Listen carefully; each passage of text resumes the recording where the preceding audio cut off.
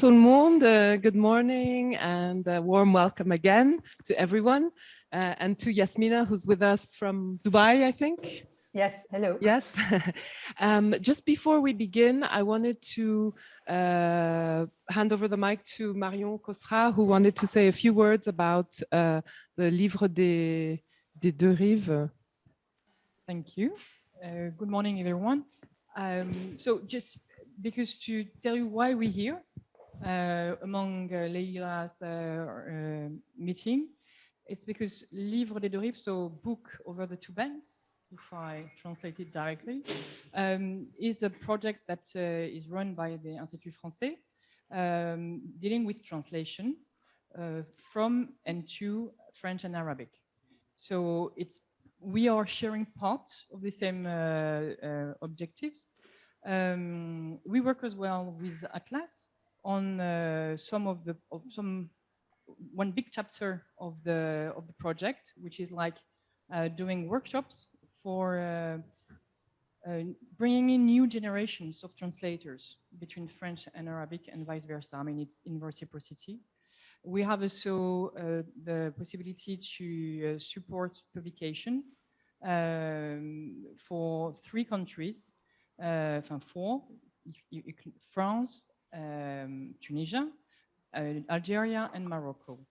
So, and we also try to foster meetings between publishers to make sure that there are some possibilities of co-edition, and as well, I would say, like to improve as well the capacity of the publishers to circulate books around the Mediterranean area. Because we are the Institut Français, so we are mainly focusing between France and these 3 countries. But of course, it involves the full ecosystem of Arabic French books. So we are contributing to Leila as well to organize this meeting, because we as well want to gather all initiatives that have similar stakes and make sure that it has structuring effects. Thank you very much. Thank you. So I'll just introduce our participants very briefly. Yasmina, who many of you will know, Yasmina Jreisati, is, I believe, the only literary agent in the Middle East. She has a PhD in philosophy and cognitive sciences. And in 2004, she founded the first Arabic literary agency, Raya, which promotes quality Arabic literature by established authors as well as by emerging voices. She sells translation and adaptation rights worldwide. And she also has another job, which is in 2020, she joined Storytel, the Swedish-based audiobook streaming platform, as a publishing manager for the MENA region. And Richard Jacquemont, who's here with us, is an associated professor of Arabic, professor of modern Arabic language and literature at the University of Aix-Marseille, and researcher at the Institute of Research and Studies on Arab and Muslim Worlds in Aix-en-Provence, where he's currently the director. Richard Jacquemont lived in Egypt for more than 15 years, where he directed the translation program of the French Cultural Mission, and I have to say trained many of the translators who are working today. And he's also a prolific translator and has translated more than 20 books from Arabic, nearly all by Egyptian authors, including 8 novels by Sanalla Ibrahim, and most recently 2 books by Iman Mirsal. So welcome to both of our participants. So I have a very general and wide question for both of you, and perhaps we'll start with Yasmina, but can you describe briefly the evolution over the past 10 years of what gets published in translation from the Arab world? And also, much of the literature in translation has been from Egypt and Lebanon, but this is evolving. So perhaps you could touch on that point a little bit as well. So hello, everyone. Thank you for being here. I wish I could be with you, but thanks to Zoom, I am with you somehow. And hello, Richard. Nice to see you again via screen. Sometimes maybe we'll meet in person. So I think I'll start with the last end of your question. So definitely I think one thing we can observe is that literature is being translated from more than just Egypt and Lebanon. There is certainly a clear tendency of trying to explore other territories. Syria, for one, has been a very prolific writing place recently and has also done well in translation. But also, I think there's been efforts to go more towards the Gulf region. So also the International Man Booker Award is an indication to this effect. But I've seen also like efforts from other publishers, or even, I don't want to call it efforts, but there has been publications from other countries. So for that, this is certainly something I think people can confirm, apart from myself. As for what is being translated, what are the shifts, this is a more complex question, and I think it definitely depends on individual experiences. In my case, speaking on of my own experience as a literary agent, I think to take just one step back, I think 10 years ago, there definitely was a shift. I wasn't there to really witness it because this is basically, I started roughly 18 years ago. But I think that there has been a growing interest into more, I'd say, socially engaged literature, like partly because our regions are regions that are prone to conflict. I think there has been interest for these kinds of books that have, value in terms of also the information that they carry, for better or for worse. Before that, if I rely on the work of some scholars, the interest, even if you look at, for example, paratext, and I often refer to this work by Professor Ayoub, the paratext was more about, cultural differences, the foods, the costumes, and now paratexts are all about politics and, movements and armed forces, etc. So this tells you also the kind of interest that the audience has, and the translator feels the need to explain in the text, at least in English language. So this certainly is, I think, is one important shift to note, because I think it also kind of not determines, but shapes where we are now and where we might be heading. So I said so that this first shift was definitely kind of political, and I think a lot of houses have kind of emerged against that. And of course, and I'm all for this also diversity, of course, and I always say politics is a good reason, but it shouldn't be the only reason, and it should certainly not be used as a closed space. And we would want, on the contrary, literature to be recognized for what it is, literature. So I've always said, if this is a way for us agents to get people's attention, great, but we need to find a way to get their attention beyond the political. So some houses have agreed with this and have been looking for other kinds of texts, and I think that they have succeeded with like some books, but I think they're a bit more of, I don't want to say individual efforts, but they're less visible, I think, on the scene. And I think today is going to be an interesting test, because today, and I've been feeling it for a couple of years now, even just before COVID, because COVID for me has been a major stop in activity. It's been very negative as a kind of impact on my activity as an agency. But just prior to COVID, there were already signs of editors and publishers getting a bit tired of the Arab Spring, tired of the Syrian war, and people were kind of less excited or less even prone to hear me talk about these kinds of books. So I think now we've reached a point where also with the war in Ukraine, ironically, we really need to see, what if we would be able to maintain the interest of editors in literature itself. And I think this will give us an opportunity to measure the sincerity of the interest in literature as literature. So I think this is an interesting time. I hope this answers the question. Yeah, thank you very much. Richard, would you like to? Yes, I would like to. I can move on further on what Yasmina said.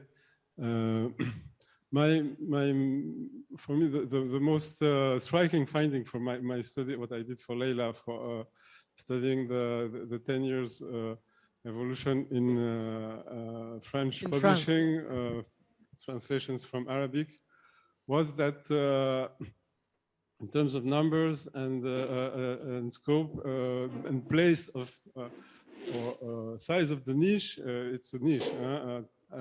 Arabic literature it remains in a niche. Yeah, it is a small niche wherever we talk about, whether it be in the English-speaking market or in the French one or in the German, it's a small niche, and sometimes it's growing a little bit bigger, but it's mainly because the translated literature market itself is growing bigger, not because the place for Arabic translations is growing bigger. So the niche remains more or less the same, and so what's interesting is because the niche is small and you have 20 or so countries fighting for a place in this niche.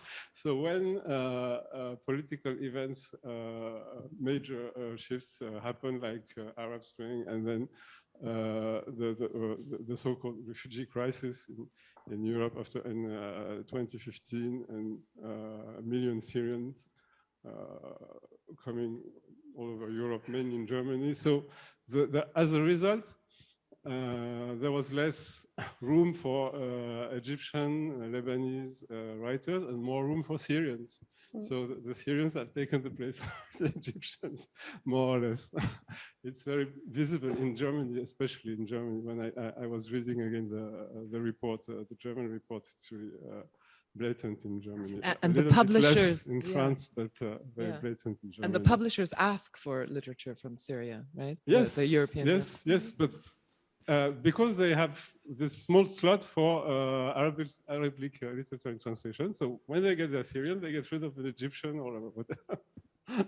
So, and then as Yasmina said, generally speaking, also there's more diversity now, and this corresponds to the general trend in Arabic writing. I mean, for decades, Arabic literature was dominated by Egyptians and Lebanese, and it has to do with the weight of Cairo and Beirut as leading spots for publishing in the Arab world. And now it's much more diverse, and it reflects on translation also. So now we have all these much more visibility for writers coming from Iraq, from the Gulf countries, and so on. But still, the very striking also is the importance of the diasporas. So now, I was just mentioning the Syrians in Germany, but if you take a broader look at who's getting translated in Spain and or in Finland or in France and so on, and you will always find that there is it's important, it's good for a writer, for a country to have a local diaspora to be more visible. So Moroccans in Spain, you have like so Syrians in Germany. There are several Maghrebi writers writing Arabic who live in Paris, who are quite well translated in French, not translated at all in other languages. You have someone like Hassan Blasem, who lives in Finland, is the most well-known Arab writer in Finland and translated because he lives in Helsinki, and so on. Yeah, apparently Hassan Blasem is responsible for sort of bringing Arabic literature to Finland. He's the only representative, and because of him, yes, people are interested. So maybe we can, I thought I'd ask a very practical question. So which are some of the main European publishing houses involved in publishing literature from the Arab world, and are there newer houses? And perhaps Yasmina can answer this question first. Sure, my pleasure. So yes, of course, like the good news is there are new houses in the landscape of publishers being interested. So ironically, Richard was mentioning France earlier. In my experience, French market has been very difficult to get into. So, I mean, I've worked over the 18 years of agenting. I've worked with roughly 4 French publishers. And the ones that I'm currently regularly involved with are Actes Sud, Sinbad, which is impossible to avoid in this conversation, and Stock, who has been the faithful and dedicated publisher of Samari Yazbek. But that's it in France, to be honest. I haven't had a lot of long-lasting and fruitful relationships other than these two houses. And we will compare with the Anglo-Saxon world maybe later. But so Sinbad is an obvious answer for France, although, I mean, from the bottom of my heart, I'm very grateful for the work that Farouk does, and he knows it. But I think we really need to try and open up the space and, and try to attract other publishers. And I wonder why, in my case, it has been so complicated a terrain to navigate. But other than that, over the years, the people who have been buying has changed. And I think this is linked to the success of the books that they translate. And that's why I always say to people, people who have been trying to sell rights of Arabic, and either publishers or authors that they don't represent, we shouldn't be too greedy in terms of advances, because if you ask too much and then the book is not a success, they have no reason to want to continue. So, give them a break, don't ask for too much, but push in marketing. And then, if it's a reasonable success, they might be willing to continue.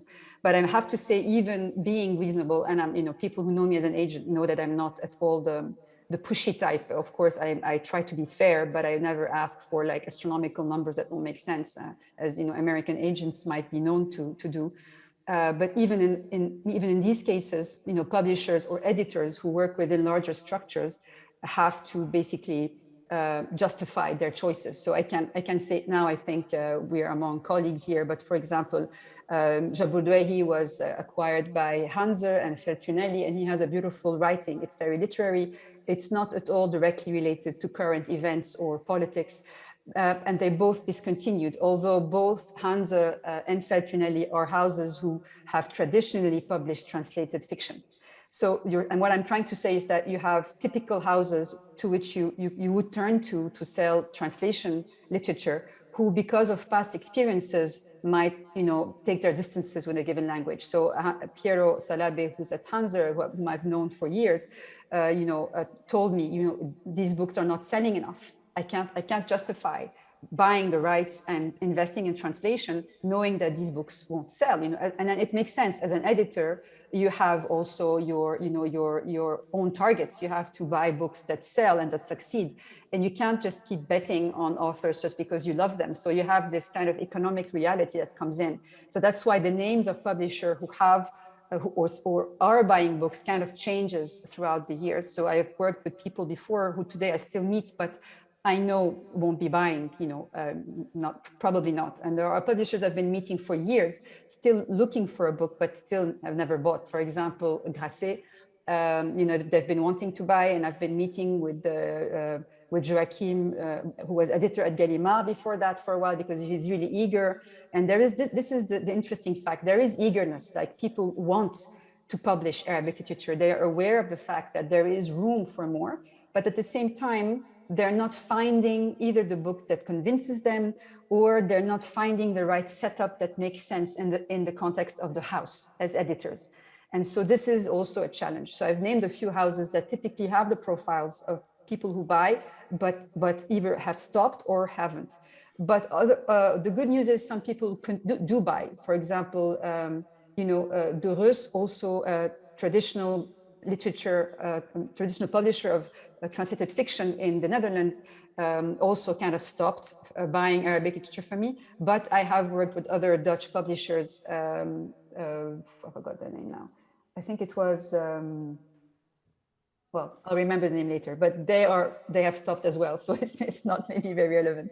So the Dutch also has been an interesting market. Orlando Press in the Netherlands has really a very clear interest in translated in Arabic and in women in particular. So that's good to know. And Ingrid and her colleague have been doing a very good job, but it's a very small house, and they tend to try and do partnerships with Oxfam, who kind of pre-orders of volumes of books to kind of cover the costs. So you have these kind of deals that happen with smaller houses. But in Germany, for example, I wanted to follow up, maybe this is an opportunity to follow up on something that Richard said earlier. When I started agenting in Germany, nobody was really interested. That's before the Syrian war, before the so-called refugee migration crisis. And people were not interested. You had some very small and very active houses like Lenos, for example, which is not in Germany but does German language. You had small German language houses, but nothing mainstream. Mainstream publishers would listen to me, but it was clear they had no intention of buying. And this shift happened very clearly in 2011. Where people were in demand because of all the Syrian refugees they had in their country. They felt the need to understand them better, which I think is a healthy reaction. And so I was happy to be able then to work with a mainstream house, which is Rowold, a very large house. And this is also the kind of house I try to work with sometimes, because in the larger scheme of things, if they give visibility to one Arabic book, then smaller houses will be able to surf that trend and introduce smaller books. So I of course work with everybody, every sizes, but I'm trying to say, from an agent's perspective, not interested only in the well-being of one author, but of many. It's good to work with large houses sometimes because they can make enough noise in the press that will make room for more authors. So Rowold in Germany has been also a very good partner. I have listed other names here. Yes, Iceland has recently entered also let's say my market, because I speak with specific people. And so Agentura is the name of the publishing house. They've been buying, so they bought Khaled Khalifa, and they've done a very successful translation. So that's also interesting, because like Finland, it's a very even smaller market. So that's interesting to see that there is space. So interestingly, also I should say that within Europe, it has always been the main languages, right? Italian, where Bompiani is also a very good partner. German, French, but in fact, we have all of Eastern Europe that we never talk about, which actually are very good buyers. They don't pay a lot, but they buy very enthusiastically. Starting with Greece, which is not too much to the east, but then you have in Macedonia, Bulgaria, Poland, Georgia, the Czech Republic, so, even Ukraine. There are also a couple of publishers with whom I made a few deals over the years. So we have all of these more Eastern territories that are interested as well, and we shouldn't forget, I think, in our efforts to kind of spread the Arabic literature there. I hope I kind of gave a... Yeah, thank you very much.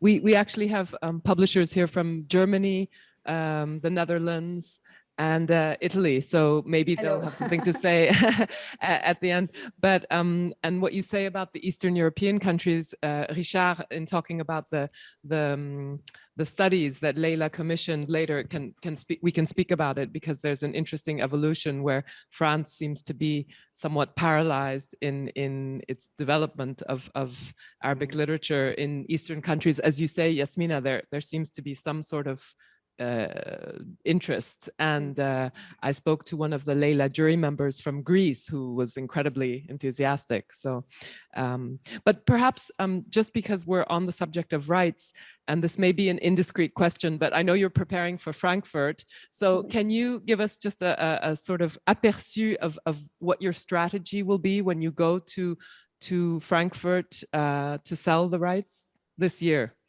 So I don't know if my answer will disappoint you, but I never have a strategy.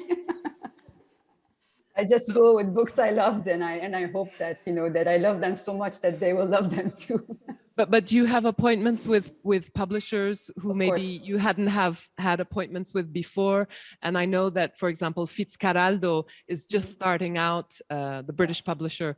They published Adania Shibli. So is this something that you think they're going to continue to do? Well, actually, I'm hoping to meet with Tamara. So if the timing can be confirmed from Fitzcarraldo. So yes, and in that case, of course, the strategy here would be, well, it's a bit particular because I haven't been to an international fair apart from, Sharjah Book Fair, which is also international, but not as big as Frankfurt or London since 2019.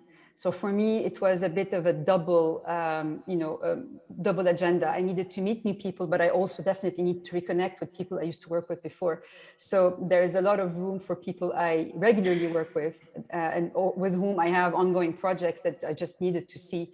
And then, of course, I always try to add some few names. Either we've connected through email and they're interested, and so it's good to meet them to understand their needs more and make myself known, so that maybe we can build a more the trust, because these relationships are very much built on trust. So it's important to see them in person. But yeah, this year is more like kind of consolidation of existing relationships more than expanding new ones because of the COVID past. Richard, could you maybe talk about why the French market is so difficult and yet Actud publishes so many authors in translation? I wouldn't say it's difficult because historically it was the first market to open in Europe, to open itself to Arabic literature translated. I'm not talking about Arab writers writing in French or English, who still have the biggest share in the market, whether in France or in Europe. And Yasmina would certainly confirm that an Arab writer writing in French or in English for an agent, it's much easier to sell to Eastern Europe or to smaller language countries than an Arab writer writing in English, because it's already written in a European language, a major European language, and it has already an audience and the visibility that authors from the Arab world don't have. So, but to go back to the Arabic writing, France had this kind of anteriority because, and again, because of this diaspora element. I mean, if you go back to the 70s and 80s of the late century, Paris was really the European capital for Arab culture, because there was lots of exiles from intellectual exiles in Paris, from Egypt, from Lebanon, from Syria, from Maghreb also. Arab studies in France, in literature and Islam also were carried out almost single-handedly at some point by two Algerian exiles in France, Mohamed Arkoun and Jamaluddin Ben Cheikh. So this diasporic element is really a core thing, I think. And this is why it's very important what's going on now in Germany, because now it's no longer Paris, it's Berlin, and you're going to see in the next 10 or 20 years that Germany is going to take this leading role that Paris had in the late decades. So it has moved from Paris to Berlin, and this is why France seems to be a bit paralyzed, as you said, because we had this leading role, and now we don't no longer have it. But still, when you look at the studies commissioned by Leila, you will find that in terms of numbers and visibility and several criteria, the situation in France is still better than in most other European countries.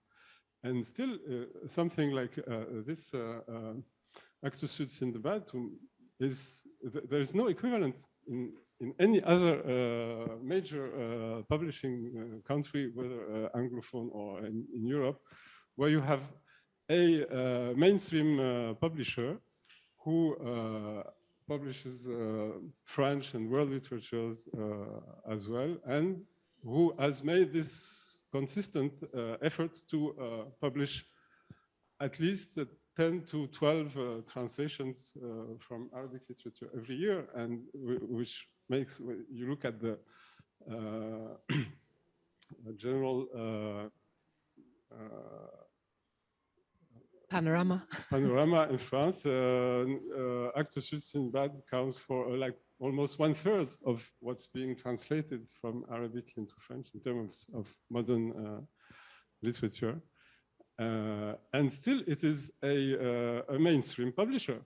When you look at Lenos in Germany, who has almost the same share, it's not a mainstream publisher. It was a very confidential publisher.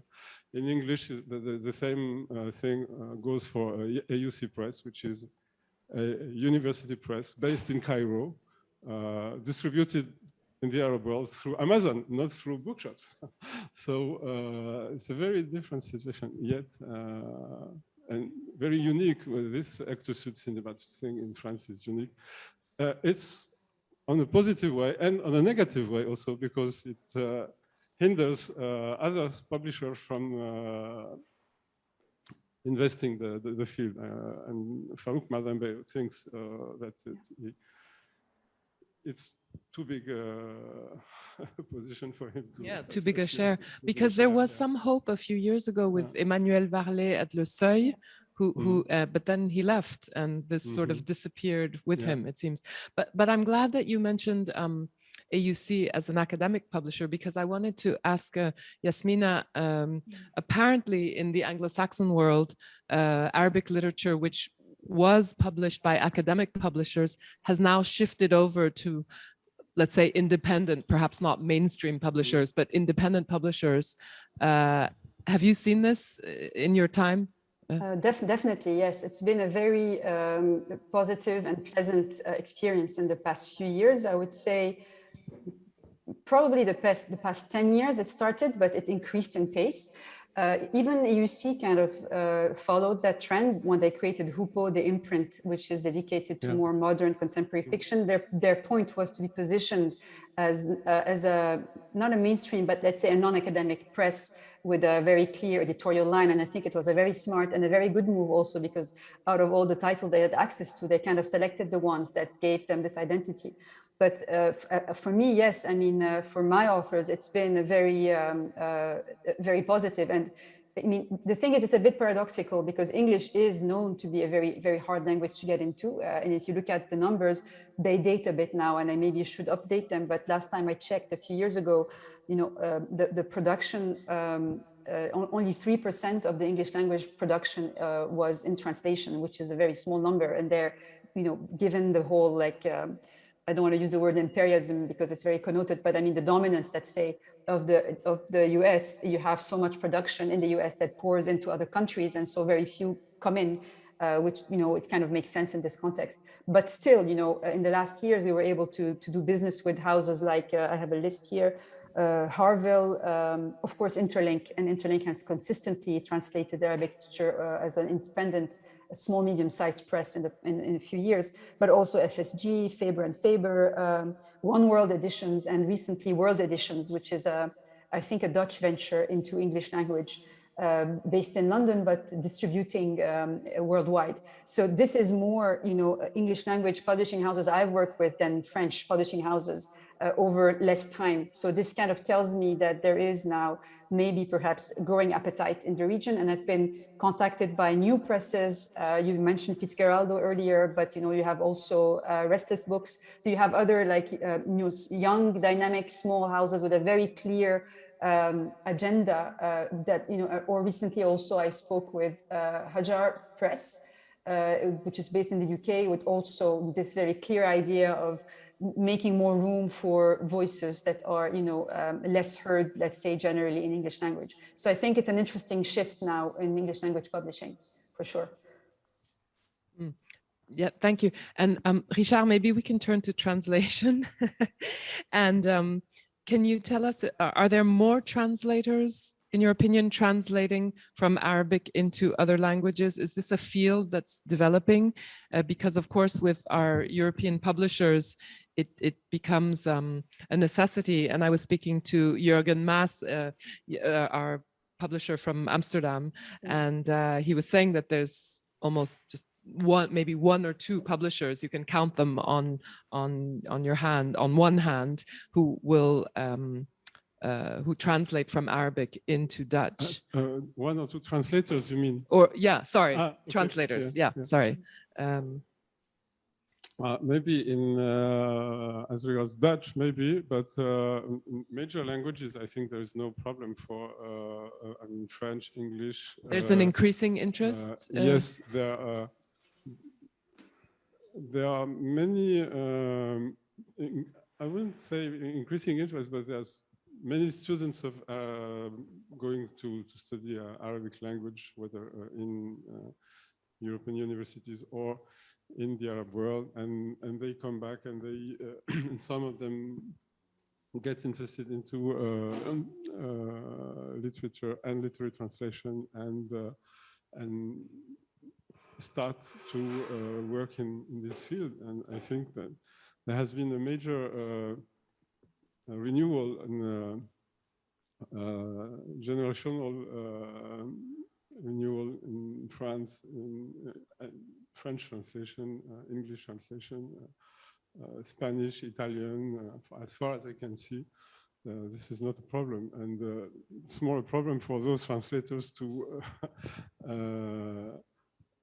not make a living, because you can't make a living from translating from Arabic into European language, because and then working conditions for translators are very, very different between south of Europe and north, south and east, where it's really exploitation, and France, Germany, Northern Europe, where translators are correctly paid, and that goes not only for Arabic but for the general market. Because one thing I think we should always have in mind when we talk, we are used to have those meetings about, you know, how things are about Arabic literature and Arabic translation, but at the end of the day, what goes for Arabic goes for all languages, and we should always take a look at the general pictures of the national market of translated literature, whether in France or in Germany and so on, because there are many factors that are really common to literary translation as a whole in a given country. Like the status of the translator. If you look at the status of the translator in France and in Italy, whether it translates from Arabic or Chinese or English, it's the same. And I would say that, well, in France, in England, in Germany, in Sweden, and so on, we're rather lucky compared to our Italian or Greek or Serb colleagues. So, no, I don't think there's a problem. The problem for translators in France currently is that the rates have not moved in the last like 20 years. So with the rise in costs of living and material, computers, and so on, definitely not well paid. Maybe this is a good time, Richard, to talk about the studies that Leila and partners commissioned. Mm-hmm. Do you want to tell us a little bit about these studies that were the 10 different European countries, or? I wouldn't be able to make an overall statement, but maybe you can tell us a little bit about how you carried out the study on the French market, and I guess the criteria were similar in the other markets also. Well, the general idea was to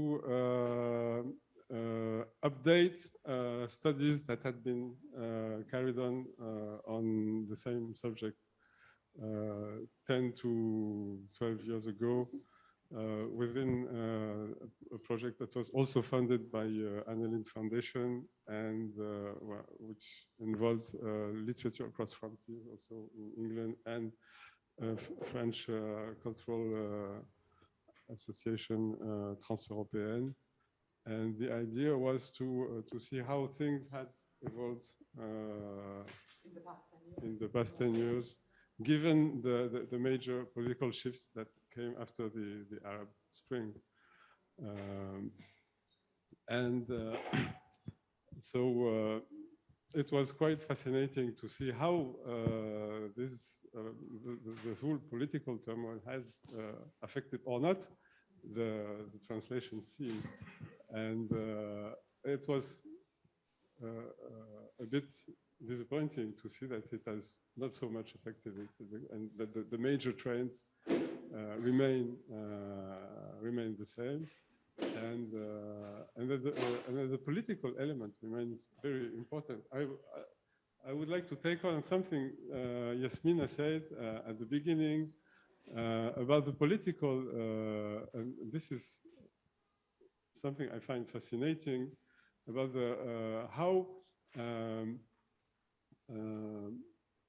publishers and readers are turned to this literature on on the basis that is more socially, politically, anthropologically oriented than for aesthetical or pleasure, just pleasure purposes. People read, still read Arab literature to get informed about what's going on, about who are these people, how do these societies function, are they different, are they the same, what are their interests, and so on and so on.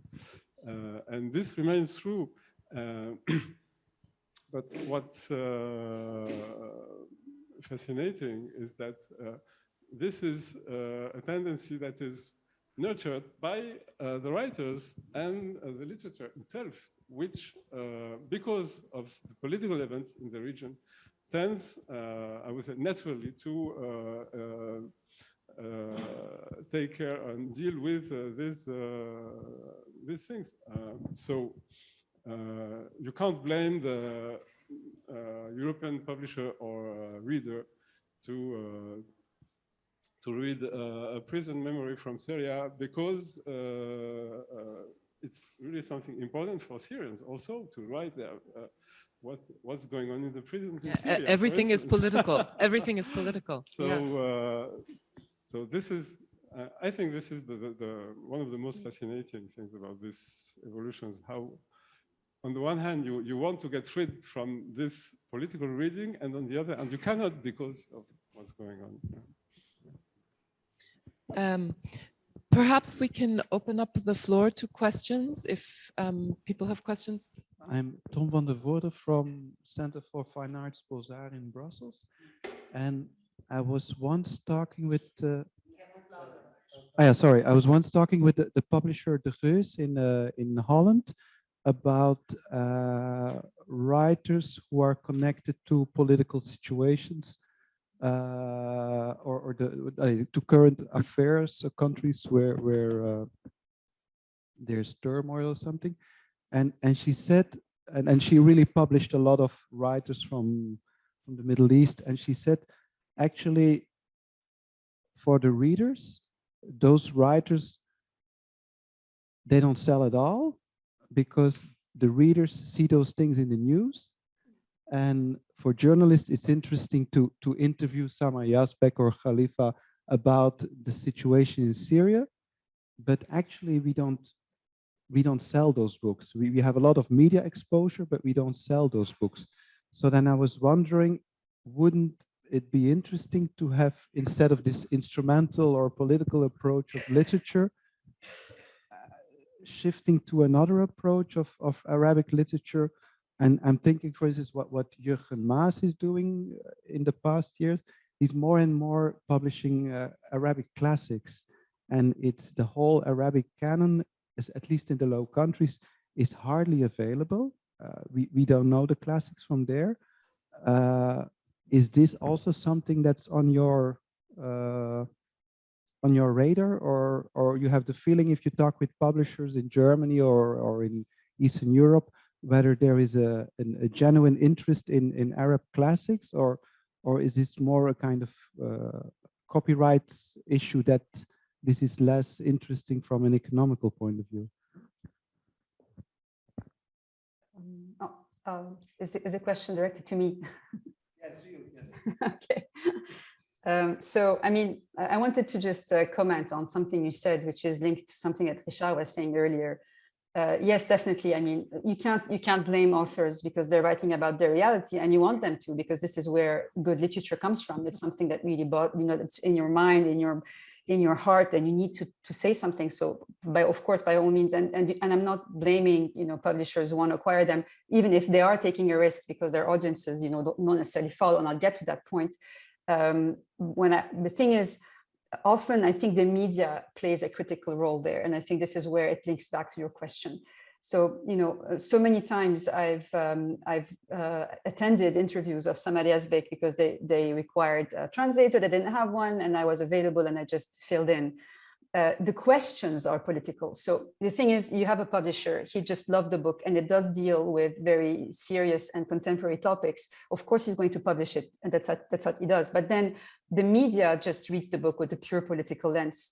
The journalists themselves, it's as if they weren't even literary journalists, they're more interested in, you know, and I think this is the danger, because then the way the book appears in the press is side by side with the news, because basically the media, who's, you know, the journalist who's interviewing is not shedding light on the literary aspect of it, and therefore, you know, people might feel compelled to discover a different voice that also happens to deal with, you know, so and so topics. But of course, it's a very small point, and I'm not sure it would have made a difference.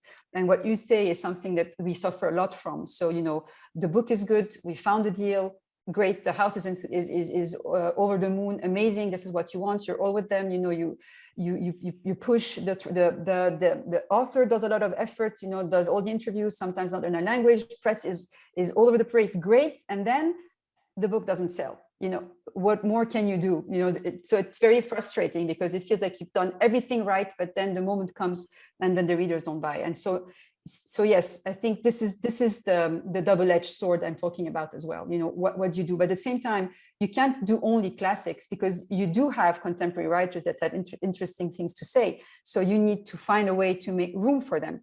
I mean, in my experience, most of the time, editors have looked for, you know, recent books, what's happening now, the more like emerging voices, or the last book of so and so.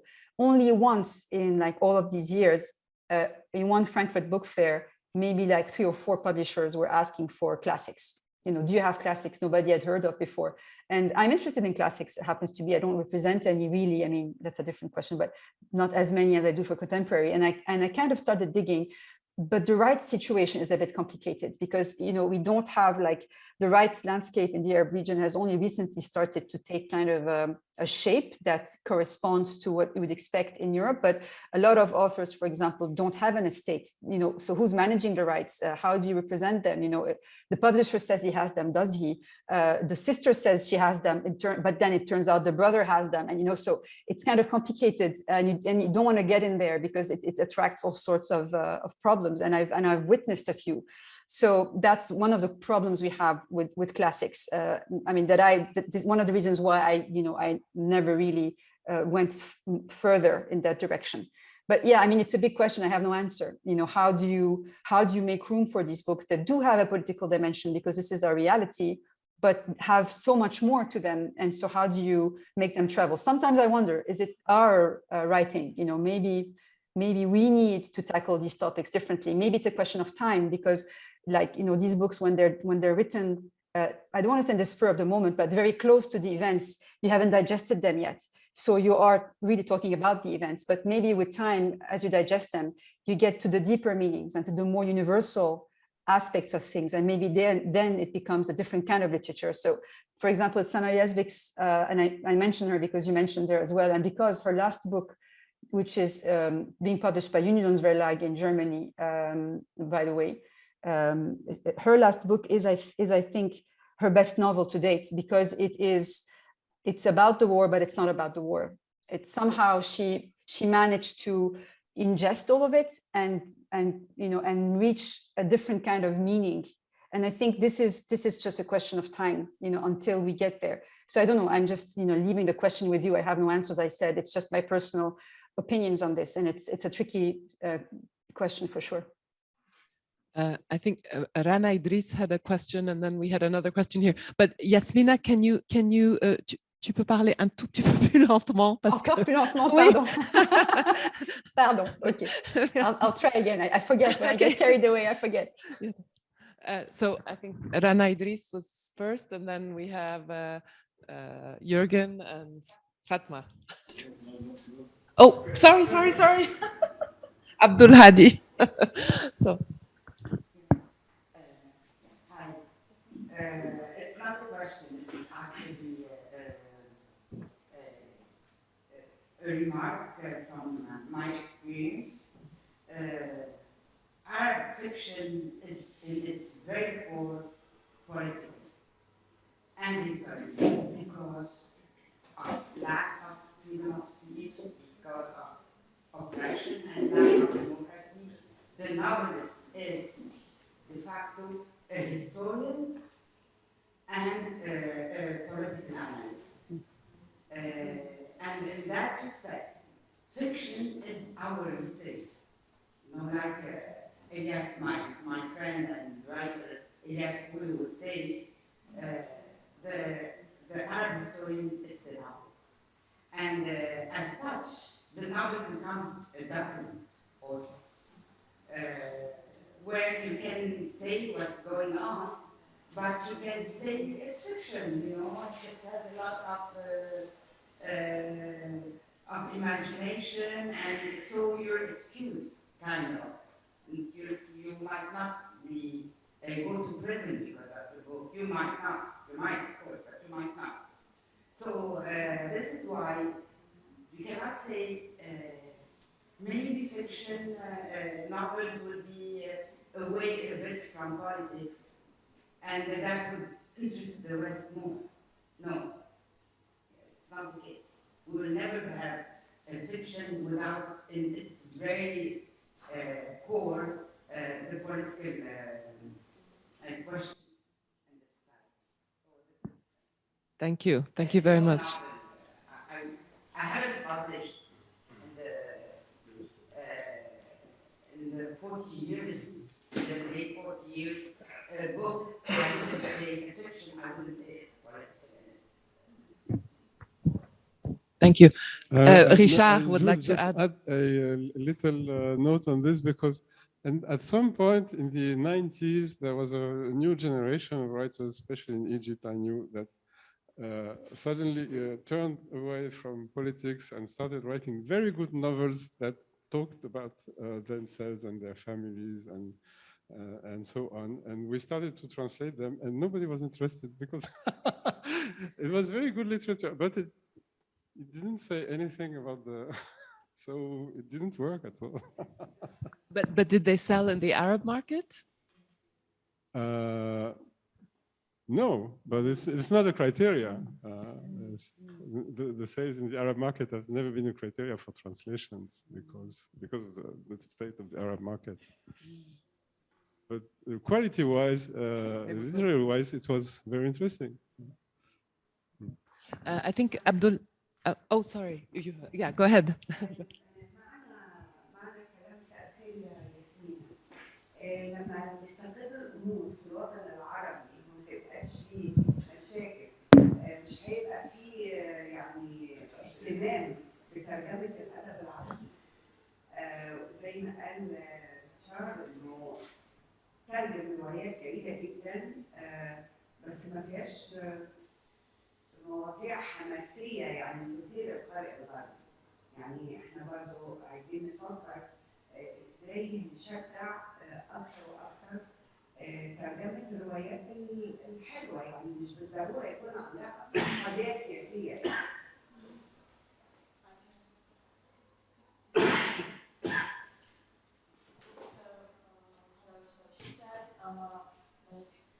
After the political changes and finishes in our societies and our other societies, how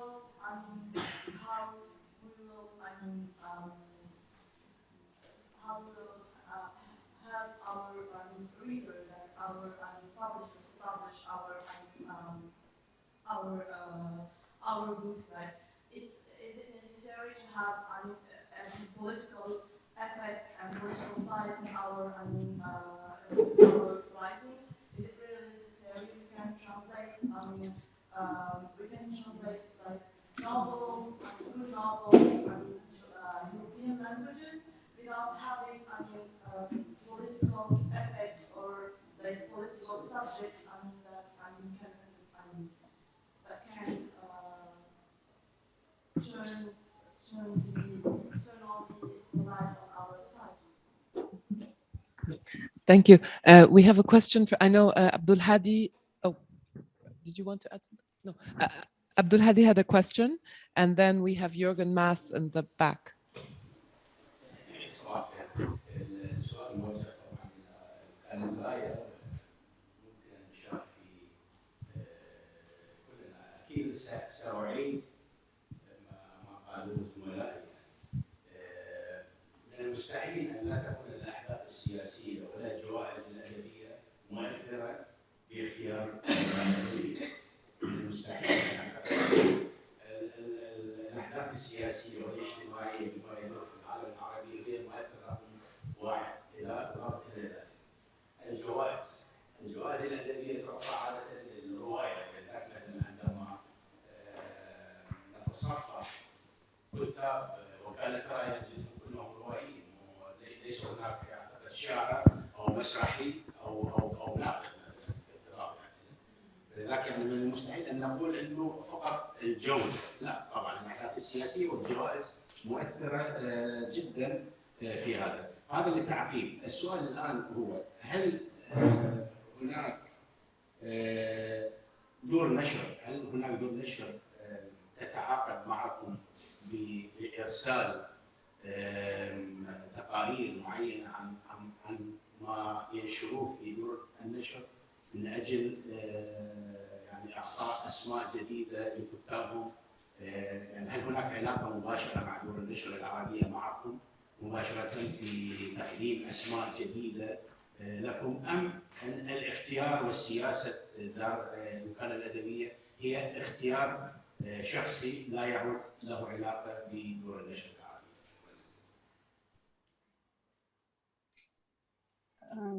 It was a question directed to me because I couldn't hear well actually.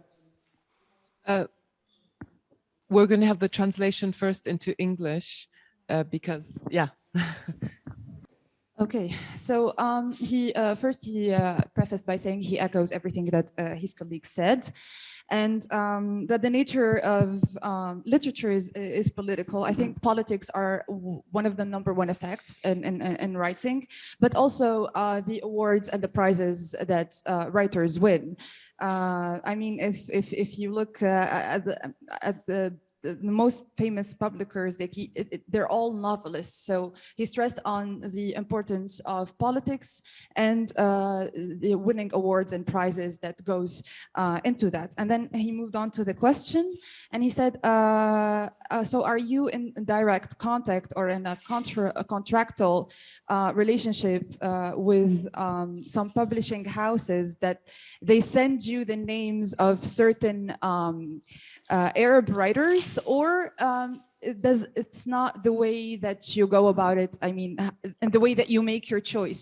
So do you deal with Arab publishing houses that they give you a list or recommendations, or you have a different process through which you choose the writers? And that's about it, right?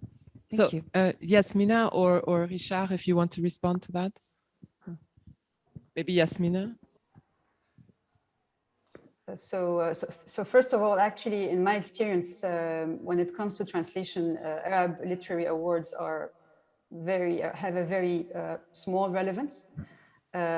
Maybe in the beginning, international publishers were interested to know who won the prize, but over the years, I think that this hasn't been a sufficient argument. Of course, it's interesting for them to know, but they will not buy a book because it was the winner of a prize. That's my experience.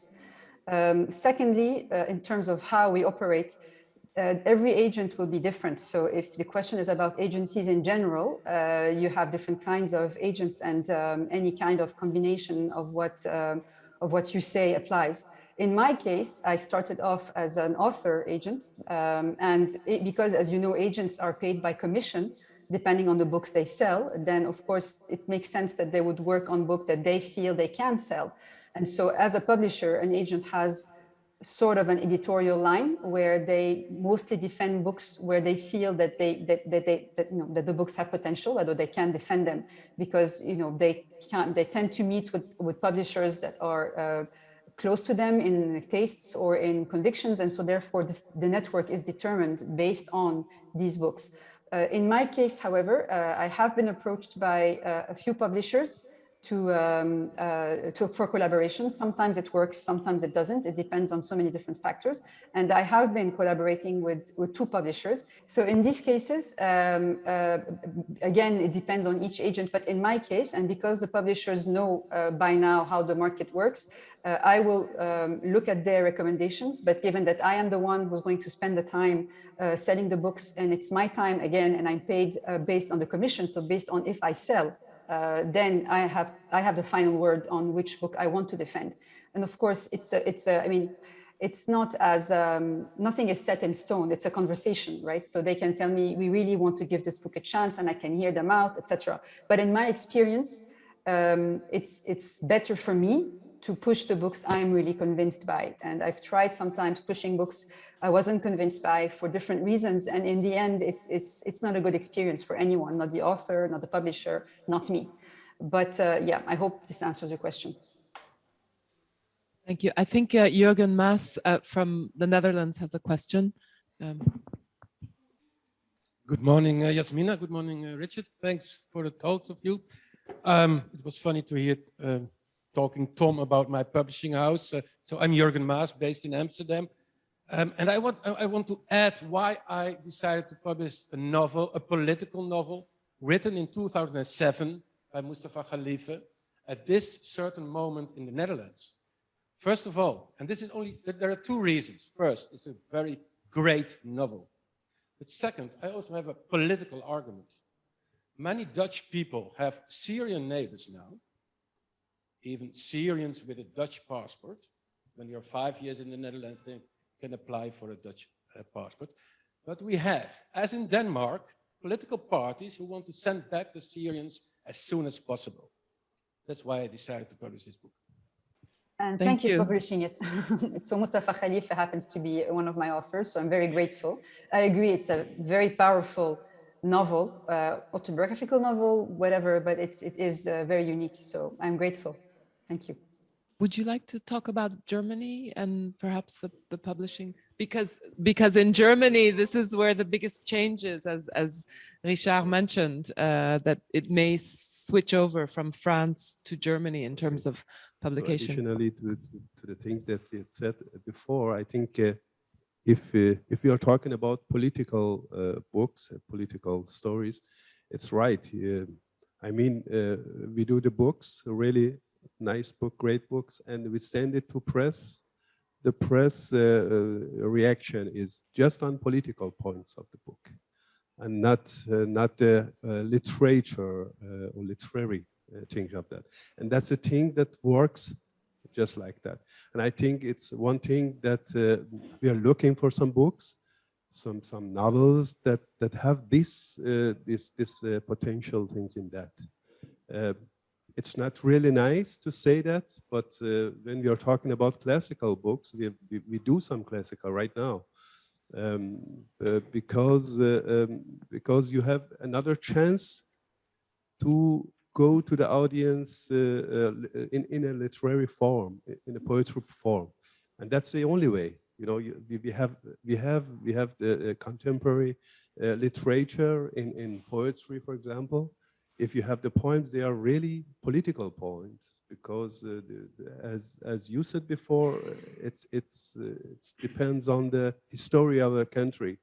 You can't write in Iran another kind of literature. I think so, because they have something to say. They have the intellectual people and the writers write like this.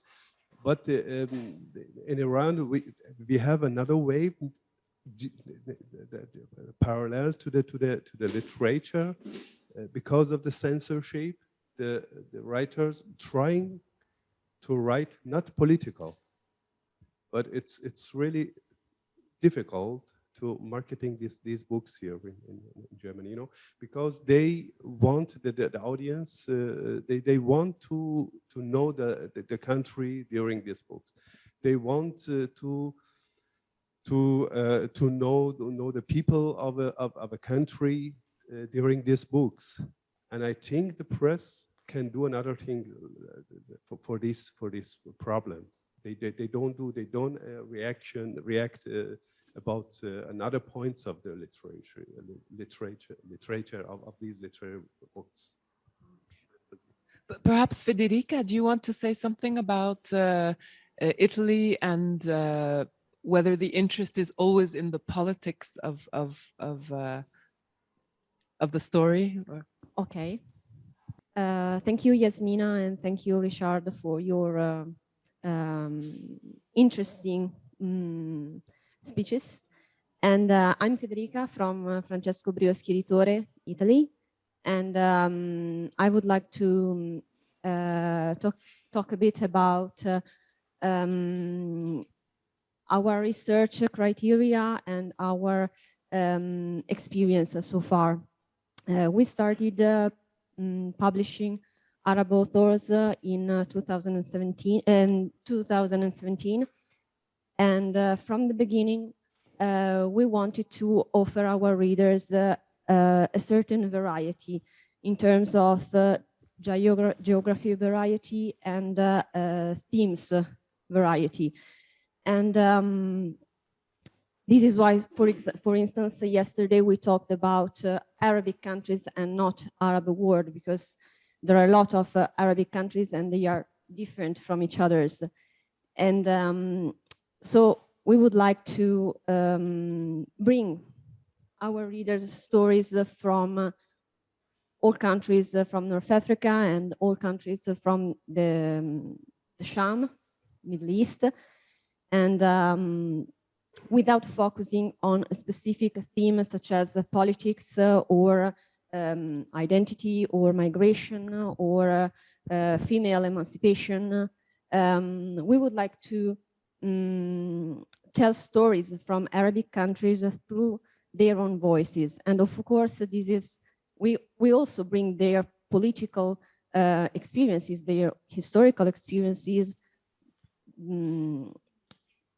as well as other important cultural changes, not only political. This is just our experience. Thank you. Basma, would you want to say anything about your collections? Because when they're talking about fiction or politics disguised as fiction, you've published science fiction. So this might be interesting to. Yeah, I'm Basma Ghalaini. I'm from Comma Press, a publishing house in the UK, and we've published short stories.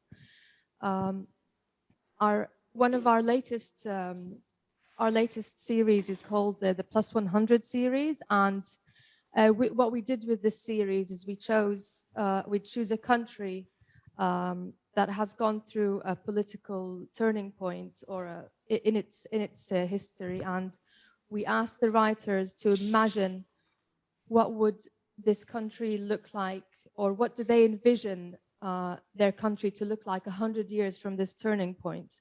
So what we did with the politics of it, with the politics of a specific country, was to disguise it as science fiction. So you'd use the science fiction as an allegory. So our most recent book in this series was Palestine Plus 100, and we used Nakba, which happened in 1948, where all the Palestinians were displaced. And we asked 12 Palestinian writers to write about Nakba, but write a science fiction story about Nakba, but with Nakba being in the background. So the stories were science fiction, not too heavy on the politics, but the reader would also, by accident, understand more about Palestinian history, but the stories were human stories about just normal people. But as a byproduct, you understand more about Palestinian history and Nakba and how it took place. So it wasn't too off-putting. I mean, the politics sometimes gets really heavy, but as everyone said, you can't really write, especially with Palestinians, you can't write a Palestinian story in isolation of the politics. But even if you set out to write a story, the politics is there in the background, and it doesn't necessarily need to be a political story. It's just the story of a human. I mean, I don't know, a French writer can write about their life, and there will be a lot of influences from their country or their country's politics ingrained in that story. So yeah, we disguise it, or we use science fiction as a vessel to explain the Palestinian story, as we did with, we're doing it the same with Egypt. Plus 100 is our next book, and it's going to do the exact same thing. So it is a way to explain to the reader what's happening without really putting them off in a sense. Thank you. I don't know if Yasmina or Richard would like to respond. Yasmina, I know you, I heard a podcast with you in which you said you were reading science fiction. So I don't know if you want to talk about this genre a little bit in Arabic fiction today. I don't know if I'm very, I never feel very legitimate because it's not the typical genre I read in Arabic, although I have come across a lot recently. But in my humble experience, and I'm happy to be corrected by anyone in the audience who's more knowledgeable than me, I find that there's a lot of mix in genre. So science fiction tends to come with some kind of fantasy and tends to come with some kind of like esoteric sometimes. So I haven't seen yet science fiction in the pure kind of aziMMO tradition, which I was reading when I was interviewed in that podcast. But I mean, I know there has been some efforts, and I know there are some books, especially in Egypt, I find that attempt. But maybe not in the literary kind, I think. But I might be mistaken, and I'd love to hear if I'm wrong on that point. Richard, have you been translating science fiction? No, but yes, there was a kind of a group of novels and writers in Egypt who got interested into dystopia at some point, and that made a kind of small wave of interesting novels that were translated also. And I think I'm not sure it's going on to be an established genre. I think it had to do with the context. But to move out from politics and talk about another genre, which we have not mentioned a lot, and I've seen in the studies covered by Leila that there has been a serious change in the last 10 years, is children's literature, which was almost totally neglected before, and now it seems that everywhere there is an interest into translating children's literature from Arabic into French, English, German, Italian. And I think it has to do with mainly two things. First, that the genre itself has tremendously improved in Arabic. It has moved away from Tarbiya Wataniya, to put it in Arabic. It would be civic instruction in French, morals and so on. And it has moved to really appealing to children in much more interesting ways. And thus it has it interests foreign publishers who are into this slot, also in France, in Germany, in Italy.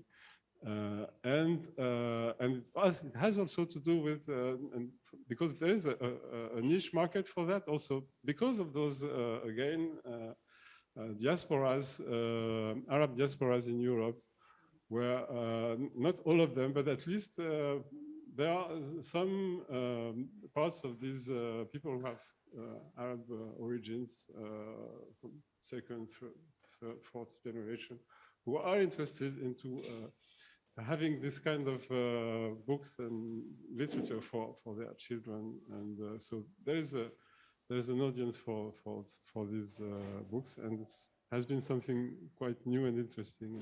Yeah, and I think also, sorry, and then we'll give you the microphone, but I think, Jürgen, it goes back to what you're saying, that everyone has a neighbor who's maybe Syrian or Egyptian or something, and their children are in school with these kids also. And so parents often would like their children to know more about who the children are that their kids are in class with, and so on. But in Holland, this will be a new development, because we made the mistake, or the society made the mistake. They tried to publish books, children books from Arabic into Dutch. But first of all, they did stories about pigs and children, which is not that good idea. But second, 80% of the Muslims in the Netherlands, or the Moroccan Muslims, are Amazigh, are Imazigh. They don't know Arabic. So it doesn't make sense. But now with the Syrian community, a small community from Iraq, yes. Thank you. There's a question, yeah. Thank you. أريد أن أوجه سؤال إلى السيدة ياسمينة حول الدعم المالي خلال السنوات الأخيرة. معروف أنه الآن من أغلب الجوائز الأدبية مدعومة من دول خليجية، وكثير من الكتب تترجم إلى اللغات الأوروبية بفضل دعم الدول الخليجية. يعني هل أثر هذا على تقبل القارئ الأوروبي للآداب العربية؟ هل أثر هذا سلباً أم إيجاباً؟ So she said, I have a question for Yasmina, and it's about financial support and funding. So we know that a lot of projects are funded by the Gulf countries. So the question is, does this affect the European readers or how the books are being sold? Does this have an effect on the market or not, basically? Yeah, thank you. It's a very good and to the point question. I think it's an important thing to kind of explore. In my experience, again, I'm speaking only based on my experience, and maybe other people have other experiences. I mean, for sure, in the very beginning of the prizes, I know, for example, some Spanish publisher who really systematically did all the award winners based on the funding that they would get. And that's, I would say, a good thing, right, for the Spanish audience. I mean, I know like there are some initiatives that had a very clear, goal of benefiting of this funding to get this Arabic literature into their markets. But in my experience, as I said, I've had many authors shortlisted to the IPAF, or the Arabic Man Booker, as we call it in the region. And some of them were even winners. In one case, I had already sold the books anyway, so I didn't, the prize didn't help because I had already sold the rights. And in the other, I couldn't sell the rights anywhere at all. So what I'm trying to say is that the money is there, but I think that there's, I don't know, there's something a bit paradoxical. The award is meant to, to reward a book for an Arab audience. And as Richard said earlier, success in the Arab region is not a good indicator of what is necessarily interesting for sales in the foreign market, which I find is strange, because I don't know if this is true in any other market. Like if you think of literary novels or literary authors like Paul Auster or Philip Roth, they're huge in their countries and they're huge in translation. But in my case, I have some authors who made it really great in translation, but are very, very, like literally almost unknown in the Arab region, or with a very small audience in the Arab region. So I think this has to do with the Arabic market. So to bring back the point to the question, what I'm trying to say is that these books are rewarded on the basis of their importance, their relevance, their significance for the Arabic market. So de facto, this doesn't necessarily mean that they're relevant for a foreign audience. So in that case, the prize money that is supposed to support the translation is not always very helpful, because publishers that have winning books don't realize that the cost that a foreign publisher will face when buying the rights is not only the translation. Right, of course, you have to buy the rights and you have to pay the translation, which is a heavy cost. But then you have to, to publish the book, to stock the books, to market the book, and that is also a cost and use of resources. So if you don't think you can sell it, even if the book is supported, you won't buy it. I've had other instances of authors, the full translation of which was supported by philanthropic, people. Like, I love this book, I will pay for translation. Go for it. And I would tell them, I can't guarantee that the book will be translated, even if you pay for the translation. And, I was right. So this answers the question. So the prize money, of course, is a good argument. It can help. But can I say I saw it had a huge impact? No, I cannot say that it has. Now, the Sheikh Zayed Award has more of an impact. And we're speaking of children literature. It's very true for children books. Actually, Sheikh Zayed Award has an impact for that. What I saw made a difference is more the support for translation coming from book fairs. So in my experience, the Sharjah Fellowship has been very useful, but not for major markets, as we call them, quote unquote. So not into English or very rarely so French, Italian, German, but more into Malayalam, Georgian, Macedonian, Bulgarian, Polish. These Eastern European countries that really benefit from this translation support, because the Sharjah grant is up to $4,000, and for a lot of languages like English, for example, it's not 100% of the cost anyway. It's less than 50%. But for Eastern European countries, this can make a difference, and therefore they're more, let's say, they're more reactive. So in my experience, this has made a difference, yes. And I was able, through the Sharjah Fellowship Program, I was able to place books in all these territories, which for a very long time were out of reach. So I don't know if this answers the question, but that's my experience. Again, to answer this question, I would look at the bigger picture. You might have a novel who has a prize in Germany, and who is a bestseller in Germany or in Italy or in Brazil, and who doesn't make it at all in France, and then another one who will make it. And it's always any agent or foreign rights officer at the publishing house will tell you about their failure stories and their success stories, which they did not expect at all, because they spent much money to buy rights for the French market, and it didn't work at all, and they didn't expect it. I mean, there's a lot of unpredictability in this publishing market, and that's what's funny about it. That's what makes it interesting at the end of the day. So this is why I was just trying to generalize on what Yasmina was saying about the Arab literary prizes. Some of them will have one novel with a literary prize will make it abroad, and 10 others won't make it. And at the end of the day, it will have little to do with the prize. Yeah. And sometimes it even has to do with political factors, because we were mentioning before a fantastic book by Adania Shibli, which made a list in the UK. I think it was on the Booker list, the long list. And then in France, where it was published, it wasn't as successful as it might have been, perhaps due to some sort of political boycott, who knows? Right. Yeah. Another question for Yasmina. So yesterday we were discussing in which extent translators can be used as ambassadors to introduce books to foreign publishers. Do you collaborate with translators that you have a common or shared strategy to approach publishers, or you work separately from each other? Thank you.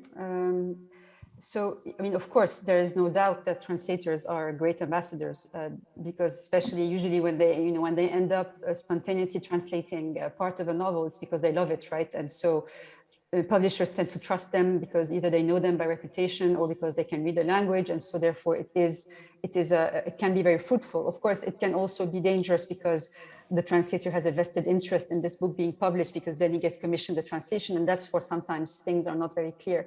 And there is no doubt that before I even dreamt of starting this agency, in Richard being one of them, there were hundreds of translators, doing this, taking books and placing them in houses. And so, I mean, yes, I've tried to collaborate with translators, and whenever I can, I do. There are different ways that this happens. In my work as an agent, and everybody knows that very few editors read Arabic. I mean, as far as I know, only Farouk Mardambe knows Arabic, and Emmanuel Verlet, who's no longer an editor. But so necessarily, in my case, it's very critical that there is a translation, a good translation sample, a high quality translation sample of a book, if I have any hopes in selling the rights. And so I will invest. I can't invest in every single book, but at the same time, I don't take many books at the same time, because I'm very aware that's a very niche market, so I'm very small. So I will invest in a translation sample, and I will try to to find the most, let's say, the best voice that matches the book. You know, at the same time, of course, it's not like I have, you know, I mean, I work with a number of translators. I usually choose English because it's a language that I can use in most territories. So I will find a translator in English language whom I know, or with whom the translator or the author had worked before and was happy and satisfied with. And then I will approach them and say, listen, I'm going to promote this book and I need a sample. Would you be interested in doing, you know, usually I commission 5,000 words and I use market price. And I'm very grateful when translators do it because I know samples are a lot of work and not a lot of money. So, you know, when they have the time and when they're happy to do it, and usually they are when they like the book, then I can promote the book, and I at the same time promote the sample, you know, and say this is a sample by so and so. But I'm very clear that I'm not the translator's agent, I'm the author's agent. And so it did happen a couple of times where, unfortunately, the author of the sample was not commissioned by the house, but somebody else was for reasons that are unknown to me. And it's not, I'm not in a position to impose the translator. I mean, maybe in some cases I could be, but not in these cases. And again, I mean, the book and the author's interest have to come first. And it's much more difficult to try and place two authors with the same book rather than one. And so I say this from the beginning. I say, you know, your name will be everywhere. I will defend you as much as I can. But in the end, it is the publisher who decides who he wants to commission the translation from. So that's one way. The other way is when the translator comes to me and says, this is a great book. I want to do it all. So my first reaction is, please don't do it all, because then it becomes a nightmare. You know, if the publisher ends up wanting the book, but wants another translator, then, you know, it's very sour for you, for me, for the author. You know, it's not good. So, I mean, if you were to take any advice from me, you can do a portion of the book, but don't commit to the whole thing. And then, of course, I'm happy to, you know, to promote your work, and then we can coordinate. It depends on the translator. Some want to be active, in which case we have to coordinate who we talk to, because I think the market is very sensitive to rights issues. They really need to know who manages the rights. So I try to make sure that there is no confusion. And so the translator has to be very clear that they are speaking as a translator, but in fact, you know, I'm managing the rights, so that there is, because people get scared when there are, you know, too many different, you know, actors around the same book. So it depends on cases, but this has been the two major ways that I've been working with translators. Richard, do you want to say anything? Yeah, because of ça marche là, oui. Because of the specificity of this market, yeah, traditionally the translators have played a major role into selecting and marketing the books translated from Arabic into European languages. Now a little bit less because of agents like Yasmina and other actors being more present in the market. But still, this is important. I think it's a good thing for Arabic literature as a whole, because usually those translators are very close from the local literary scenes, and they know what they talk about. And when they fell in love with a novel, and it's because they have heard about it from local critics and fellow writers and so on. So it's an asset. It's something that usually helps quality choices and quality translations. Much more than usually Arab writers and critics would recognize, because there's this criticism that's very much common in the Arab world, that translators should choose novels that cater to the Western audience and so on. And actually, when you look at what's being chosen and what gets translated, this is very much overstated criticism. I'm not sure. Exaggerated criticism. Can you tell us a bit more? So you mean there's pressure from the part of authors? Not pressure, but there's this prejudice in the Arab world, in the literary milieus here and there, about what gets translated being things that being books and authors that cater to a specific audience and that are even written for translation, that can go to that extent and so on. And I think it's exaggerated, but it's present something that when you talk to writers and critics and people interested in literature in any Arab capital, that you will hear, really.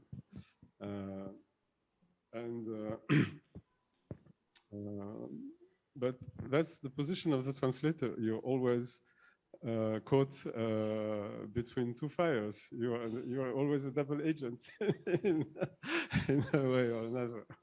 So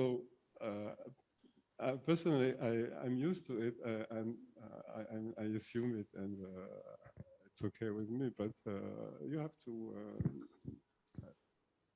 to be ready to this kind of to be a double agent. To be a double agent.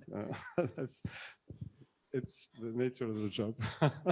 Thank you. I think Abdul Hadi had a question. One second, because we have a translator. Oh. شكرا جزيلا.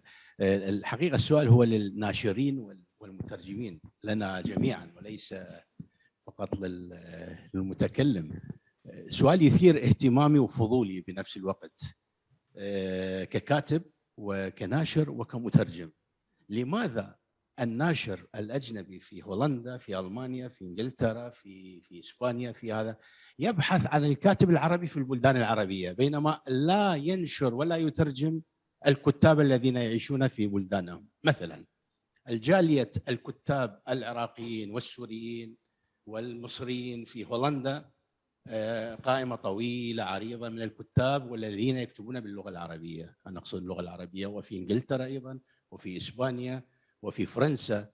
لماذا هذا الشيء؟ وهذا نعاني له في إسبانيا أيضا، يعني كثير من المستعربين المترجمين يبحثون عن الاسم اللي موجود في العالم العربي، ولا يبحثون عن الاسم اللي موجود معهم الذين يعيشون معهم في نفس البلدان، وهذا شيء يثير استغرابي حقيقة وفضولي. فلذلك أريد أسمع يعني حقيقة إجابات عديدة. يعني مثلا في ألمانيا هناك قائمة طويلة من الكتاب العرب الذين يكتبون باللغة العربية يعيشون في ألمانيا، ولكن المترجم والناشر الألماني يبحث عن الكاتب في البلدان العربية، والهولندي أيضا، والألماني أيضا، والإسباني أيضا. وهذا أتمنى أن أجد إجابة عند زملائي من الكتاب، وأتمنى هذا. شكرا جزيلا. All right, so he said the next question is coming from a standpoint not only as a publisher, but also as a writer and a translator. And it's something that kind of pokes my curiosity a lot.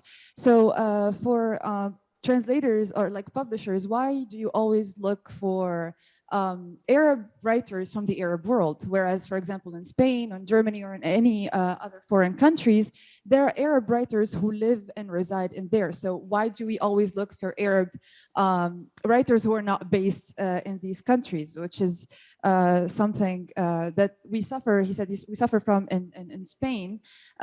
He said also, for instance, in Germany, there is a long list of Arab writers who write in foreign languages, but they don't get approached. We always look for, again, Arab writers.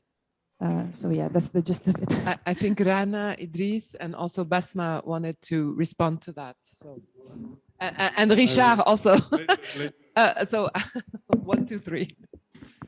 I don't think this is the case, actually. We've seen that in France, the presence of Hoda Barakat, of Samar Yazbek, in England of Dima Wannous, of Alia Mamdouh, in Paris also. All these have been translated into other languages. The presence of Adania Shibli in Berlin has definitely an impact on her books being translated to many languages. Of Hala Al-Aswani in the United States and in France. For a while, this has had a great impact on to how many other languages have been translated. I would say, on the contrary, it is an advantage for the Arab writer to live outside of his country, his or her country, because it gives her more exposure to the Western press or media or whatever, especially if they speak the language, if they speak well the language of the country they're living in. So this facilitates their media, their appearance on the media and things like that. So this is to be discussed, you know, the thing.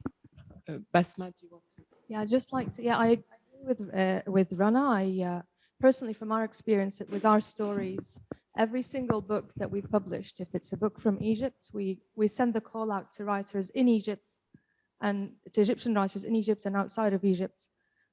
Ala Al-Aswani contributed, Ahmed Naji is our current editor for a new Egyptian book that's Egyptian, and for our Iraqi book, we again sent the call out to all writers in Iraq, in and outside. So Palestine, the diaspora in Palestine outside. So I think we send the call out to Arabic writers or whoever the country, whichever country, to all the writers related to that country. We've never focused on in or out. Like Mazen Marouf from Palestine, he lives in Iceland, I think. And we've got, yeah, I mean, Hassan lives in Finland. So I don't think there is a hard and fast rule about where the writer should be. It depends. We just send the call out to all writers from that region, wherever they live, and then we see which stories work for us.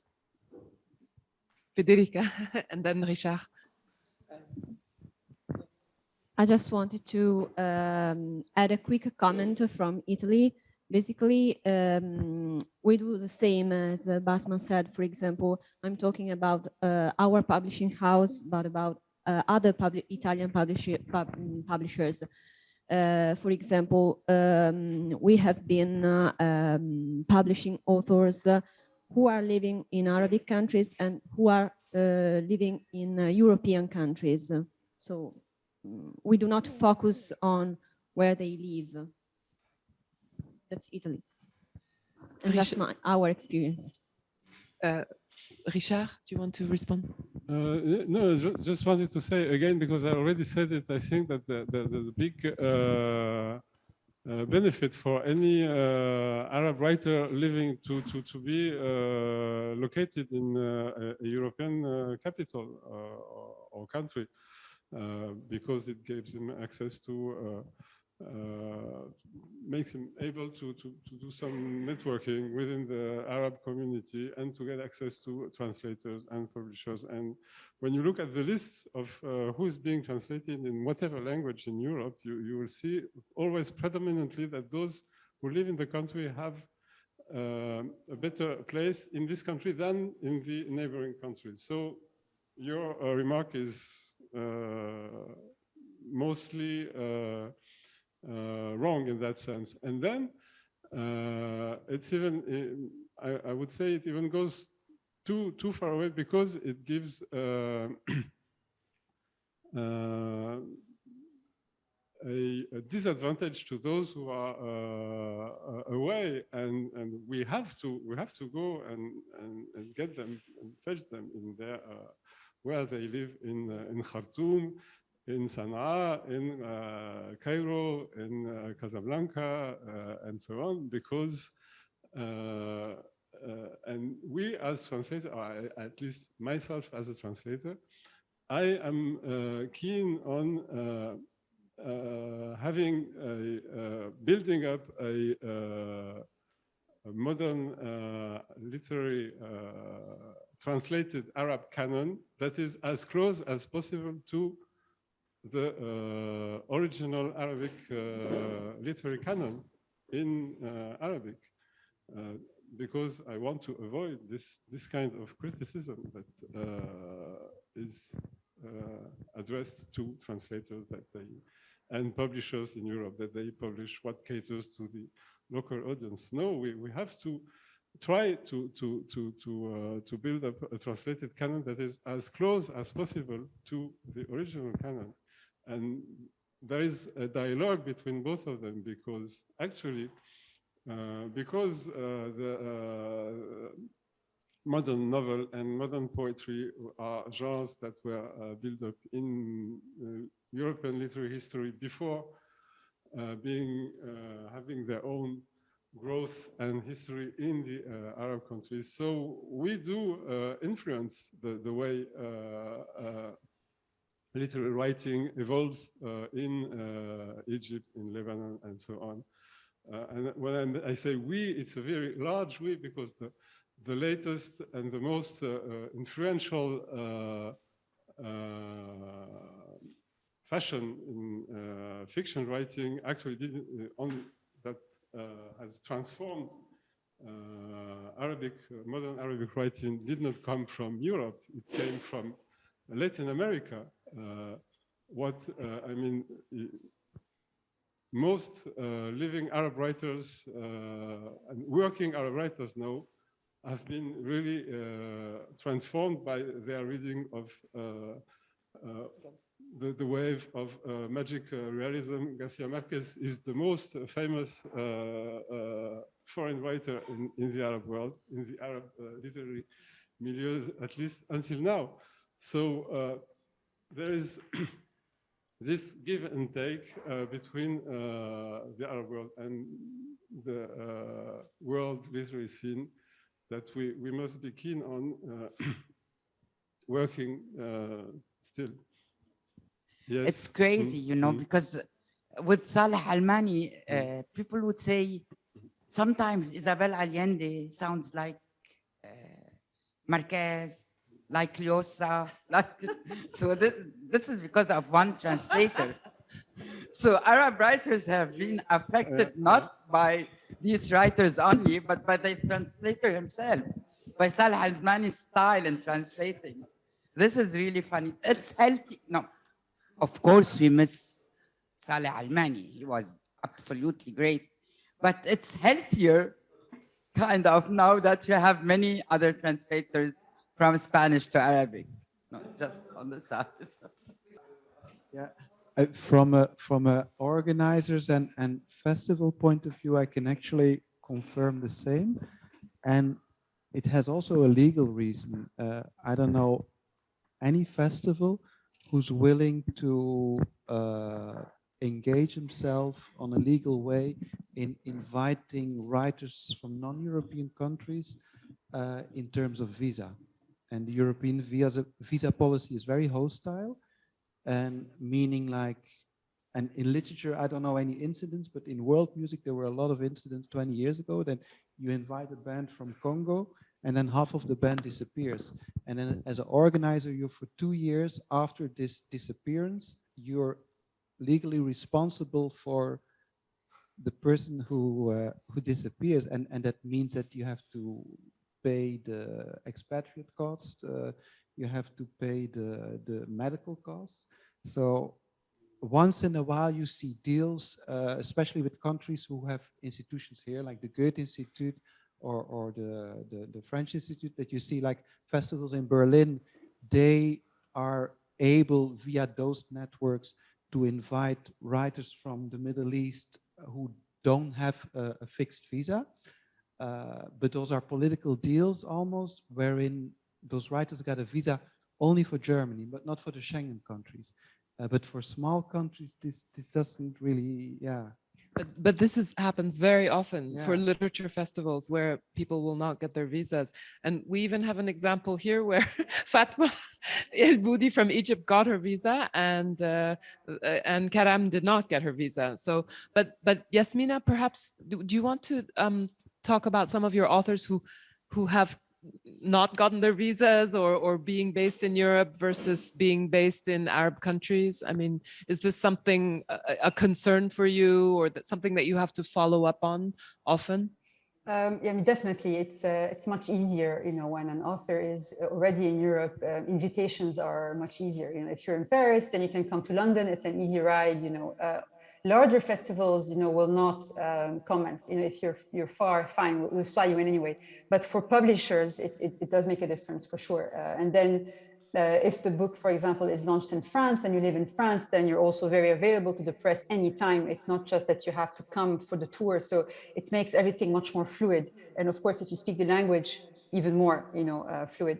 And yes, visas, my God, it's a nightmare. Like, some of my authors, it's a very complicated process. And now embassies, as most of you in the room know, outsource the process to companies. And so you have these very large files to prepare. And a lot of authors are not necessarily very fluent with all this very bureaucratic, now on top of it, technologically mediated things. So we end up, filling the forms together, spending hours on the phone to know what's the date of the birth of the mother, what's her maiden name, when was the last, what were the last 10 trips in the past 10 years, it's a nightmare. And then, take the appointment and, it's in Beirut, but then the road is closed and you have to take a car from Damascus. It's just a nightmare. So, but, people are very, and COVID is an added layer as well. It was quite complicated. Khaled Khalifa had to travel from one country to another within Europe, but travel policies were different. The PCR tests weren't valid long enough. And so, yeah, it's definitely very stressful and complicated to travel when you're not already within the boundaries of the fortress. Let's put it this way. Yeah, so this is something that European publishers, I imagine, also take into account when they're considering publishing or an author. Is this something you find? Well, yes and no. What I find more determining is whether or not they speak English or a foreign language. So because now also with the technology, even before COVID, people would go for phone interviews. If you can't come, it's fine. We'll arrange for phone, email interviews and stuff. But when it comes to live interviews, especially in English language, the media has this expectation that people speak English. When Samari Yazbek's book, The Crossing, which was very big when it came out in the beginning of the Syrian civil war, it was a very large publisher, and we managed to get an interview request from a primetime TV show. But the problem was that the sofa had only 2 spots, and so there was no room for a translator. I was like, I'm sorry, but she can't give this kind of interview in English. You'll have to cater, and then it didn't happen. Because then the setup, there was no room. So I find this strange. I mean, you're bringing an author from Syria to tell you things you don't know, and you expect them yet to tell them to you in a language they don't know, but I mean, it's weird that there is no solution for this. And so this has been a challenge for a lot of authors, the language issue more than the location. And we have publisher Marwan Adwan with us, who says that visas are difficult for Arab publishers and authors, even when traveling to other Arabic countries. Yes. And I mean, we're in Tunisia, and our Egyptian publisher did not get her visa. So, yeah. I think this mobility and the visa problem is in all disciplines. I am curating, so sometimes literature, sometimes performing art. So I think as someone based in Europe, I will always claim to not silence the difficulties, not silence and not also abandon names because of the visa, and because all these right side parties and so on are also a kind of pressure to silence the voices. So if we have a European project here, it's also an occasion to put it again and to talk about it again and to mention all those weird violence. It's a violence against art and culture, against thinker and writer. Yeah, I think maybe Basma, do you want to add to that? Because I think in the UK there have been movements against or to support authors who did not get their visa. Well, first I'd like to make, I agree 100% with Nejma. If anything, I personally find it a motivation to publish a writer who is more likely to get difficulties, because it's all part of their journey and the reason we publish their stories and their background, to make a point of the, in a sense, it's censorship to an extent. But yes, we've had lots of problems with visas. Our most recent was Palestinian visas, and one of our writers got rejected 3 times. She was invited to the Edinburgh Festival, the book festival in Edinburgh, and we got in touch with the festival organizers and said she's been rejected. And then we got in touch with someone in The Guardian who published an article about it, and then suddenly her visa was accepted. So I do think it is a very oppressive system when it comes to visas, and we deal with it all the time. So, but it shouldn't be a reason, in my opinion, to not publish or to not to discourage from publishing a writer or getting involved with them. This is a general question directed towards anyone. I was just wondering if, because you both were saying that, so a book doing well in an Arab country does not mean that it will do well in a European country. So how do you measure, like, what is the criteria for knowing if a book will do well for a European audience? And how do you do that without catering too much to like the Western point of view, or like catering too much to what the Western readers would want to read? Yasmina, do you want to go first? And then maybe Richard, do you have something to add to? Throwing me under the bus, are you? It's a complicated question, and it's a very good question. Honestly, I don't know how to answer the criteria because, as I said earlier, there's also a matter of taste. I try not to be personal because some books maybe I love less than others, but I think they have potential. So when I say taste, I'm saying it in a broader sense. So that's why when authors come to me and I don't take their books, I tell them it doesn't mean that your book is not a good book or that it doesn't have a chance. It just means I'm not the right channel for it because, you know, I have my own editorial identity as well. And I have my experience that makes me think that this book might work or not. So it's not like a rule. It's not an objective science, right? It's just my experience with books, with my network, and I can be wrong. Of course, I am wrong a lot of times. Or I can be right sometimes, and I'm just trying to be right more often. That's the whole point of the exercise. So it would be hard to say, to give criteria, you know, clearly. But the other part of the question is also, I think, for me, the trickiest. I mean, when I started agenting, the whole point was to push books that actually steered away from you know, expectations in the negative sense. You know, the whole, I don't like the word exotic, but you know, this whole exotic approach, like, you know, but then it's very tricky, slippery, you know, kind of boundary. You know, what kind of book caters? You know, sometimes you wonder, like, have I fallen, you know, into that thing? Because at the same time you want to sell, at the same time you want to preserve something authentic. So I think there's a lot of self-doubt and a lot of self-questioning when it comes to me, at least. You know, but I think I've managed so far to avoid falling into this. Yeah. So I think just questioning yourself. I don't know what Richard would say, but that he has more experience than me in this area, but that's my take on it.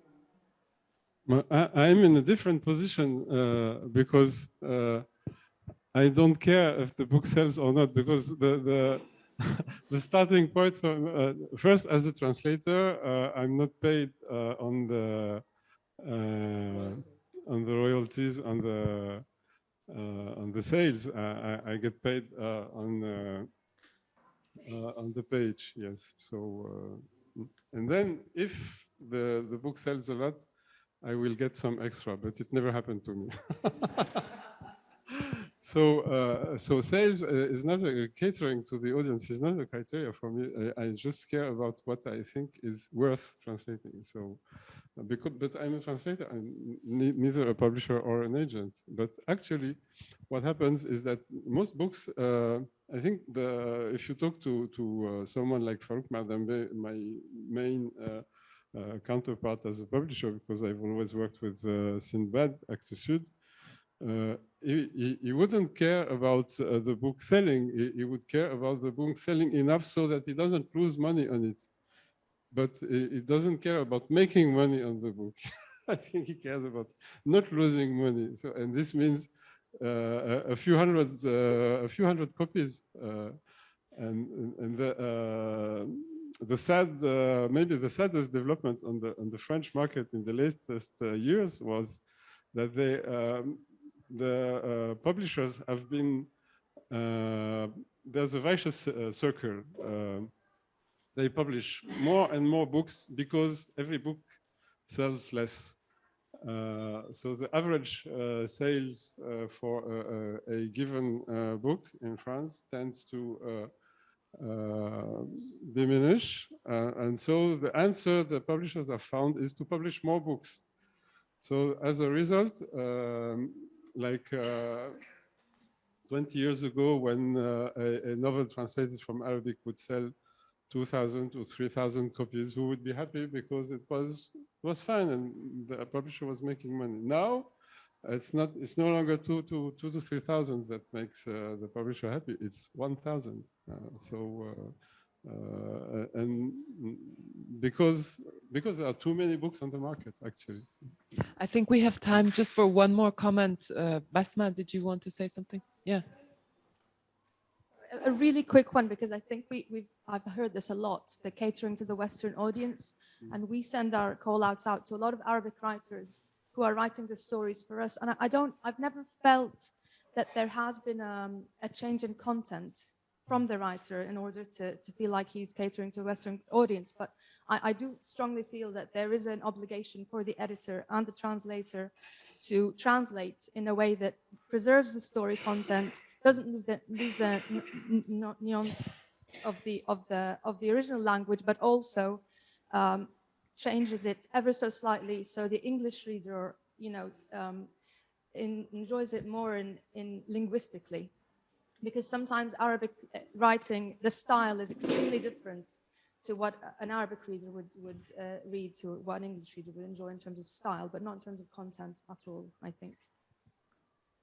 Thank you very much. I think that we've run over our time. So thank you so much, Yasmina, for being with us for these 2 hours. It's been wonderful. Thank you. Thank you for having me. And thank you, Richard, and thank you to everyone for your comments.